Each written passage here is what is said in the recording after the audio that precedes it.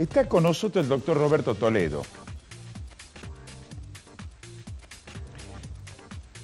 que recibe muchos mensajes, a favor también por allí, algunos mensajes en contra, como se da habitualmente en una sociedad normal, sin agresividad, pero quiero decir algo, y él lo voy a sorprender. 3 hombres fundamentales hoy en el ámbito institucional han tenido algún tipo de relación profesional con el doctor Toledo o él con 3 que hoy están de alguna manera en el poder. Pasa el tiempo y por suerte la memoria de uno no nos deja en posición adelantada. Rodríguez Larreta, jefe de gobierno de la Ciudad de Buenos Aires. Sergio Massa, presidente de la Cámara de Diputados de la Nación. El mismo vicejefe de gobierno de la Ciudad de Buenos Aires, era jovencito, recién recibido, Santilli. Y el propio presidente Alberto Fernández compartían equipos técnicos con Roberto Toledo. Cuando veía uno de los títulos me recordaba, y ahora que lo tengo acá, me recordaba aún más. ¿Qué tal, Roberto? Buen día. Buen día, Omar. Buen día. Todavía me parece que fue ayer cuando en esa vieja casona de uno de los barrios del centro de Buenos Aires, ¿no? Centro de Buenos Aires. Integraba el equipo que era la Fórmula Dualde Ortega. Así es. Fue un momento de mucha lucha, de muchos sueños, finalmente frustrados, truncados.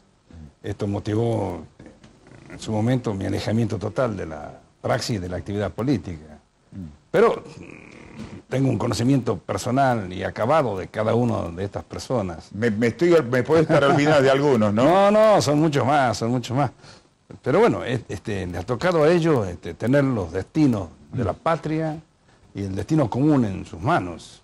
Vamos a ver que estén a la altura de las circunstancias, ¿no? Pero digo que quería destacar que eran equipos técnicos que compartían, porque por allí a algunos les llamó la atención el trato hasta de amistoso que había en ese último encuentro entre Rodríguez Larreta y Alberto Fernández. Respeto y del propio Sergio Massa, que se conocen desde hace mucho tiempo, digo. Por supuesto, estamos hablando de muchísimo tiempo, Sergio Massa tenía 22 años cuando integraba la juventud del proyecto político. Y Rodríguez Larreta. Junto con Juan No me Coruchet. quiero olvidar de alguien, de Pablo Fondevila. Pablo Fondevila, exactamente. Que era el coordinador, un hombre importante. Y Rodríguez Larreta ya tenía a su cargo la Fundación Sofía, que era un semillero de intelectuales y de ideas, y ya decía en aquella época, sí, yo tengo un objetivo y es ser presidente de la República. Y ahí estaba también Sergio Massa, con una predisposición de trabajo increíble. Cuando se hizo el tren federal desde La Quiaca hasta Buenos Aires, ¿se acuerda? Se subió al tren en La Quiaca y se bajó en Buenos Aires. Fueron 6 días de estar sobre el tren. Y eso lo hace únicamente no sé alguien... no sé si llegaba a los 20, entre 20 y 25 años habrá tenido. Sí, tenía esa edad. Es decir, son personas de excepcional decisión, de excepcional capacidad de trabajo y de excepcional decisión o ambición política, que son los requisitos fundamentales para poder avanzar y poder llegar a todo esto. Un tipo simpaticísimo como Diego Santilli, con el cual compartíamos largas tardes de conversación, todos ellos menores que yo, por supuesto. Yo era, con Pablo éramos un poco los que coordinábamos todo ese sistema de jóvenes brillantes que hoy están... en sus manos está el destino del país, ¿no? Y en algunos, por algunas circunstancias, esto me alegra y por otras circunstancias, ruego que hayan madurado lo suficiente para no repetir errores del pasado. Y en ese tiempo compartíamos los viajes con Tomás Luciani. Exactamente. A conocer un poco lo que era aquel proyecto, ¿no? Roberto, ¿qué significado tiene el 10 de diciembre, primero, sin entrar en los nombres, el 10 de diciembre, ayer decíamos lo que le costó a Ricardo Alfonsín luchar frente al posicionamiento que tenían los integrantes del gobierno militar para que se establezca el 10 de diciembre, el día del cambio institucional de la República Argentina. Como histórico, el 10 de diciembre. ¿Qué es lo más importante de esto? Lo más importante es que los argentinos hemos logrado terminar un periodo, hacer una transición ordenada y entregar un mando ordenado. Y esto, aunque debería ser lo normal, se convierte en normal en un país que, como dice Botana, es el país de las desmesuras, el país de las cosas inverosímiles, el país de la patología. Y las cosas que deberían ser normales nos resultan excepcionales. Pero bienvenido, y celebramos como ciudadanos que esta transición se dé, que se haya completado el mandato, que se cumpla la norma constitucional. ¿Se acuerda que yo hace 15 días decía que no era posible que la violemos y empecemos un gobierno con una violación constitucional? Van a prestar juramento tanto el presidente y la vicepresidenta electa ante la vicepresidenta saliente, como dice la Constitución, y esperamos desde ese momento que se empiece a confirmar, a convalidar y a sustentar un proyecto político que es toda una promesa para los argentinos y a los cuales todos apostamos de muy buena voluntad, porque que le vaya bien a la Argentina significa que nos vaya bien a todos, significa que le vaya bien al país y a cada uno de sus ciudadanos. Y en eso no podemos sino estar todos juntos. Pero mire, y además las imágenes que recibimos el día después de las elecciones, cuando se confirma el triunfo de Alberto Fernández, la reunión con el presidente Mauricio Macri, la imagen que dieron ambos, por un lado la despedida de Macri el día sábado, y la imagen el día domingo en Luján, ¿no? Sí, el simbólico abrazo cuando se daban la paz. Pero quiero, ante esas dos imágenes y ante esta predisposición, diríamos, del espíritu a apostar por el optimismo y porque todo vaya bien, yo quiero plantear dos luces amarillas, porque para eso estamos. El pensamiento crítico, se lo vengo diciendo acá, es lo que no podemos nunca abdicar. No estamos acá para ser lisonjeros, ni para alabar, ni para acomodarnos en nuestras posiciones, ni para venir a hablar acá y que no se nos caiga de la boca el conductor, el otro. Venimos a plantear conceptos que nos ayuden a pensar, porque esta es la función esencial de la democracia liberal, de la república vigente. Un primer concepto. Usted sabía que yo, entre mis muchas inquietudes, me gusta la astronomía. Hablamos incluso, porque me apasiona lo misterioso, eso que el infinito sea infinito, no tengo fin, y qué hay después del infinito, qué hay después de allá. Esas cosas angustian al espíritu. Entre esas divagaciones he estudiado, he leído mucho, no desde el punto de vista de la física particular, sino desde el punto de vista de la divulgación, cómo mueren las estrellas. Usted sabe que una estrella, cuando llega su época de fallecimiento, por decirlo de alguna manera, muerte después de 10.000 millones de años, si tiene una masa determinada, es decir, una superficie determinada, se convierte en una gigante roja. ¿Por qué? Porque se va dilatando, el núcleo de la estrella se va concentrando y la estrella se va dilatando de una manera extraordinaria. A tal punto que el Sol se convierte en una gigante roja, podría tener un diámetro de 150 millones de kilómetros. Es decir, llegaría hasta donde está la Tierra y la pasaría incluso. El segundo proceso es cuando se empieza a enfriar la estrella, se produce un nivel gravitacional de tal forma que se concentra y la gigante roja se convierte en una enana blanca o en una enana negra. Una concentración de los átomos de tal naturaleza que una cucharadita de enana blanca pesaría 6 toneladas. Para que se dé una idea. Estas son las cosas increíbles. Pero ahí no termina todo. Hay otro estadio. Y es la estrella de neutrones, cuando el proceso de concentración es terrible por la ley más importante, que es la ley de gravitación habitacional, la ley de gravitación universal, la ley de la gravedad. Y se convierte en un agujero negro. Un agujero negro tiene una densidad de tal naturaleza de que ni siquiera los fotones, ni siquiera la luz puede salir. Está en la fuerza gravitacional, el peso específico, la densidad, que ni siquiera la luz puede salir. ¿A qué viene esto? Dice, está loco ¿qué tiene que hablar de astronomía? ¿Y no qué tiene que ver eso yo, ¿no? ¿Qué tiene que ver la astronomía con lo que estamos hablando? quiero poner en su lugar las cuestiones específicas y los grandes desafíos. Los pesos específicos son una ley universal y se dan en todos los ámbitos de la manifestación de la vida, de la física, de la química y de las relaciones sociales. Y acá hay una figura excluyente con un peso específico parecido a una estrella de neutrones, y es la vicepresidenta. Ese peso específico, natural, hace que ella sea el epicentro de un sistema político y de un ordenamiento político.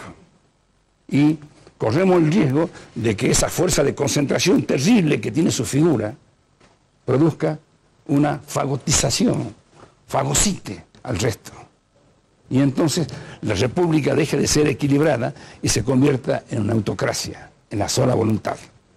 Por eso es que esta metáfora o esta referencia a la astronomía, para que entienda bien la gente de que el desafío que en las coyunturas en las que nos planteamos es extremadamente difícil, porque vamos a tener que construir algo inédito en la historia política y en las ciencias políticas. Una persona que no es el número uno y que tiene mayor peso específico que los restantes. ¿Cómo conciliamos eso con la existencia de un presidente, de la figura institucional, de los atributos presidenciales, de la división de poderes, del equilibrio de poderes, de los liderazgos políticos, cuando hay tal bicefalidad, cuando hay una estructura bicéfala en la conformación del poder? Y ahí viene el gran desafío. Y ahí estaremos todos los republicanos y todos los que amamos la división de poderes y amamos los valores ciudadanos, defendiendo y peleando para que la autoridad presidencial no sea avasallada. No estoy diciendo de que hay intereses malignos ni que hay designios malignos de nadie. Simplemente estoy objetivando que la ley natural hace que los pesos específicos se impongan sobre los pesos menos específicos y que la ley de gravedad haga que se produzca este desbalanzamiento. Entonces, el primer gran desafío, hagamos el compromiso como ciudadanos de defender la institución de la presidencia, fortalecer la institución de la presidencia, fortalecer los roles republicanos y los roles constitucionales y construir y garantizar uno de los grandes logros que tuvo el gobierno saliente, que es la consolidación de la institucionalidad y de la República como un sistema de valores y un sistema de vida que es imprescindible para poder construir un país. Bueno, ahí también va a entrar a jugar, primero y principal dentro de la actuación individual de la sociedad, es la situación económica. No va a ser un año, bueno, ya están diciendo que no va a ser fácil recuperar lo que se ha perdido desde el punto de vista económico. Va a ser un año difícil, incluso se está hablando de una inflación de 40-45% para el próximo año, pero también van a entrar a jugar otros poderes, que es la discusión en el Congreso Nacional, que va a estar con un dibujo como para seguir de cerca cómo salen aprobadas o no las leyes que se puedan tratar en el Congreso, la equidad que debe dar la actuación el Poder Judicial, más allá de la imagen fuerte, contundente que pueda tener la vicepresidenta. El peronismo nunca aceptó dos conducciones, Roberto, por un lado, ¿no? Bueno, tendrá que aceptarla porque en eso va la vigencia de un sistema que sea superador de las circunstancias presuntamente adversas. Tenemos que saber hacer como el judo y esas condiciones adversas ponerlas en sentido positivo. Usted me hablaba de la imagen del domingo, me hablaba del abrazo y del poder simbólico que significa como madurez republicana ese darse la paz entre el presidente saliente y el presidente entrante. Y realmente como símbolo es muy bueno, pero esto nos obliga a otra reflexión. Sí. Si me permite 3 minutos. Sí, sí. Todos hablamos de cerrar la grieta, todos hablamos de que es hora de la unidad y de la paz y que noche de amor, noche de paz, mes de reconciliación, diciembre, Navidad, etc.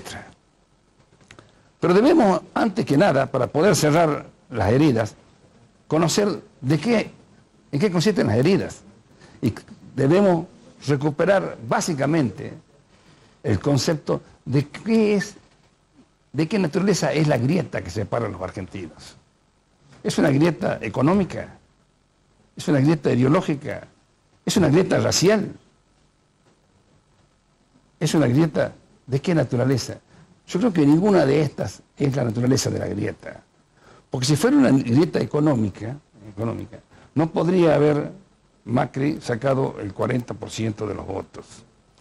Porque nadie discute, incluso los que hemos apoyado las cosas buenas de este gobierno, de que la economía fue un desastre. Y que si bien en lo macroeconómico dejó las bases, en la microeconomía, en el diario, dejó un tendal y un acrecentamiento de pobres que es un oprobio. No podemos tener el 40% de pobres habitando el suelo argentino. Entonces, debemos indagarnos cuál es la naturaleza efectiva de la grieta. ¿Y no será que esta es una grieta ética y moral? ¿No será que lo que nos separa efectivamente a los argentinos son dos cosmovisiones sobre las normas de conducta y los códigos que una parte considera que deben regir la sociedad, que es lo que determina lo bueno de lo malo, lo correcto de lo correcto, lo decente de lo indecente, y hay otro sector que no comparte esa misma visión? ¿No será que hay quienes priorizan la ley y dicen que el poder debe ponerse al servicio de la ley y no dejar que la ley esté al servicio del poder de una vez por todas? Y hay otros que sostienen que la ley no importa, que lo que importa son los resultados coyunturales o las pasiones circunstanciales o los liderazgos mesiánicos. ¿No será que hay algunos que han rescatado la división de poderes, la república, la transparencia, la periodicidad de los actos, la decencia como normas primordiales de conducta y que consideran la política como el arte de lo bien común y como la consecución de un proyecto colectivo, y otros que han rebajado la política simplemente al mejor instrumento o forma de enriquecerse y de perpetuarse en el poder a costa del resto del pueblo? ¿No será que estas cosas son las que nos están dividiendo y son las que motivaron las marchas del sí se puede y el 40% de los votos? ¿No será que están en colisión dos concepciones? Una que dice, señor, quiero una ley de acceso a la información pública porque quiero conocer en qué se gastan los dineros públicos, y otros que se niegan sistemáticamente a dar esa ley porque realmente no quieren que la gente conozca en qué se gasta el dinero. Entonces, si tenemos que determinar primero la naturaleza de la grieta, y una vez determinada la naturaleza de la grieta, tenemos que ponernos de acuerdo con muchísima honestidad intelectual y con muchísimo valor en cuáles son las cosas básicas que nos unen. Aquellas que no van a tener discusión, aquellas que son la premisa, y después podemos discutir lo instrumental. Podemos ser más de derecha, más de izquierda, más liberales, más estatistas, más con la mención puesta en lo social o en lo económico, pero ya serán matices. Debemos poner de acuerdo absolutamente en lo esencial y dejar de tener nuestra vista siempre en el pasado y en las divisiones. Hacer como Lot, el ejemplo de Lot, que cuando marchaba obedeció a Dios en el pasaje bíblico y no miró a Sodoma y a Gomorra, porque allí estaba el infierno, allí estaba el demonio. Y que de una vez por todas dejemos de mirar, de volver la vista al demonio, a los demonios del pasado, y empecemos a mirar únicamente los ángeles del futuro. Y los ángeles del futuro, ¿saben cuáles son? ¿Saben cuáles son? Los valores esenciales de los cuales debemos poner de acuerdo para reconstruir un país y construir una república en serio. Que no puede ser sobre la base de la impunidad, que no puede ser sobre la base del latrocinio, que no puede ser sobre la base de la cleptocracia, que no puede ser sobre la base del gobierno de los peores, de la caquistocracia, de los oportunistas, que no puede ser sobre la base de un poder judicial arrodillado, genuflexo, que ha perdido su capacidad de defender los derechos de los ciudadanos, que debe ser sobre la base de la vigencia de los grandes valores republicanos, de la decencia, de las normas de convivencia básica, desde las normas de tránsito hasta las normas constitucionales. Que dejemos de pelear por cómo se mantiene el poder y de cómo ponemos la ley al servicio del poder, para empezar a pelear una vez por todas a cómo unimos nuestros esfuerzos para legislar y proveer al bien común y poner efectivamente el poder como instrumento al servicio de la ley y de la gente.